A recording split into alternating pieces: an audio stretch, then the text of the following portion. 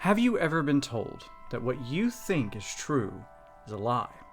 Or that you're just overreacting to a particular situation? Well, that and more is explored in today's film. We're going to talk about the new Shudder release, Lucky.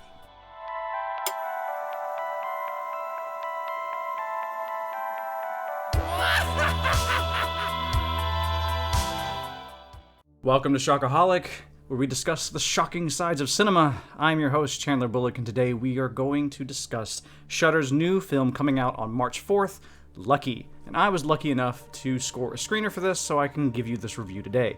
So first off, I want to thank Shudder for the opportunity to give this review today a little bit earlier than normal. So what is Lucky? Lucky is a new release for Shudder that is directed by Natasha Kermani, who's also known for Imitation Girl, which came out in 2017. And it follows Bria Grant, who stars as the character May. May is a writer and author who creates self-help books to help women empower themselves and find their own voice, if you will, or find the ability to stand up for themselves and be their best friends, basically. We see this explored a lot throughout the film. We actually see May go into readings. We see May talking about the book that she has just written. The movie starts things off with May receiving a shipment of her first copies of her new book, and as she's going into the parking garage down below to put the books away, she drops a few, she goes to pick them up, and as she's closing the trunk, she hears what sounds like a woman screaming. From this moment onward, she is met with a very strange development in her life. Every single night, a man comes into her house and tries to kill her. The way the movie handles this is quite interesting because on the first night that this takes place, May wakes up and she sees the man in her house. She goes to her husband, Ted, played by Dhruv Uday Singh. I do apologize if I messed up that name. Ted tells her, "Oh, it's just the man that tries to kill us every night." So May finds herself in a world where all of this is perfectly normal, but not to her. She's never actually experienced this man before. She's never seen him before, but her husband is adamant. This happens every single night, and he knows exactly what to do. And therein lies the theme of the film. Indeed, every single day, a man tries to kill her, and she tries to tell the police and tell other people about it. The world around her doesn't seem to respond as if it's very abnormal, and she's trying to figure out what's going on and why is everybody acting very strange. So the themes of this film are pretty strong. They make it very clear that this is a story about how women are not listened to in moments of abuse. And abuse in the context of this film transcends just violent abuse. It is shown in the form of the man that's attacking May, but it's also talking a bit about domestic abuse in the way we speak to each other, or just how women tend to only reach out to other women to talk about the negative things in their lives, as opposed to celebrating the things that they love about their lives and celebrate being a woman.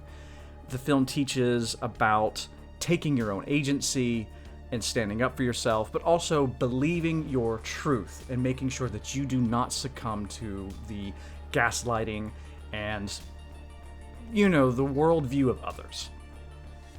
So I think that movie handles the theme really well. Is it a good movie? Let's talk about that. I think it's a really strong film, actually. You can tell that there's a bit of a lower budget here, but Bria Grant, who stars as May, did a phenomenal job as the character of May. She's very well-rounded, she's complex, she has a great sense of humor, but on top of all of that, she is a very strong horror final girl kind of a presence, if you will. There's a lot of horror love in the film, the way that the killer walks around, the way he positions himself and stands, his mask, all of it's very traditional slasher stuff in there, but it's got a bit of a twist to it, and I really enjoyed that aspect of it. There are some minuses here and there, but they're things that I think that can be overlooked pretty easily. I wasn't a fan of the score, for instance. It just didn't quite hit me. I felt that they were trying to do something like The Invisible Man, the Lee Whannell picture from 2020. I think that, they were going for that sort of electro drony kind of sound, but it didn't quite hit. It sounded a little bit more Yamaha for my tastes. But that aside, I felt that the acting was very strong throughout. It's a very strange film. The directing is very interesting because of that. There were a few themes here and there that didn't quite hit me. The color blue is used a lot throughout the film, and I'm still trying to figure out what the point of that is. I'm leaning towards saying it has to do with depression and not being heard and understood about depression, but I'm not too sure. I'll have to watch it again. But what's most impressive here is that Bria Grant not only starred in it, she also wrote the script for this film. So it's a very personal story, and her taking on this role as a character that she's created, it shines through. You can definitely see that this character meant a lot to her, and that she embodied the work, that she has a personal stake in the emotions that she's trying to get across. So all of that's very cohesive.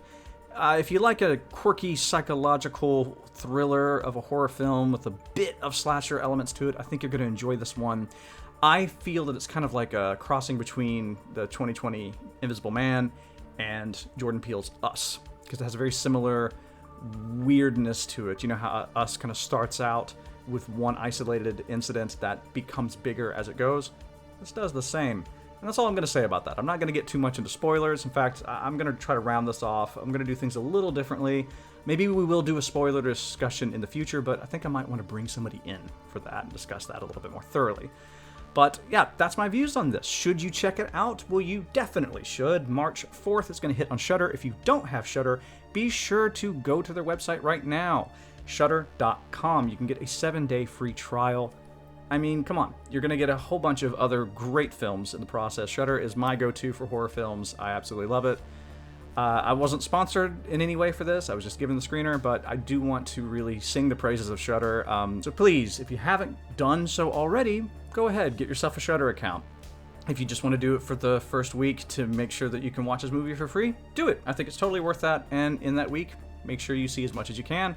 But in any case, should you check out Lucky? Definitely check out Lucky. I'd love to hear your thoughts on it, so once it's released on March 4th, please come back to me, and in the comments let me know, what did you think of Lucky, and would you like to hear a bit more of a spoiler discussion and my views on the more intricate themes of the film?